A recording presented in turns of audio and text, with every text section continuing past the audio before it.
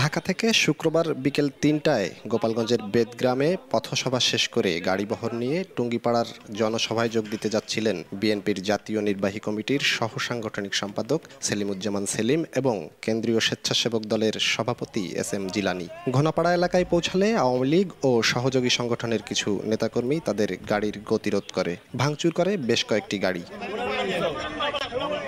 এ সময় বিএনপির নেতাকর্মীরা লাঠিসোঁটা নিয়ে আওয়ামী লীগ নেতাকর্মীদের ধাওয়া দিলে পিছু হটে তারা।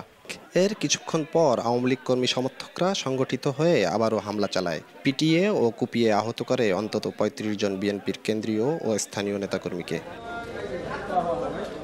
শুক্রবার রাতে ঢাকা খুলনা মহাসড়কের চরপাথালিয়া এলাকায় পাওয়া যায় কেন্দ্রীয় স্বেচ্ছাসেবক দলের ক্রীড়া সম্পাদক শওকত হোসেন দিদারের মরদেহ।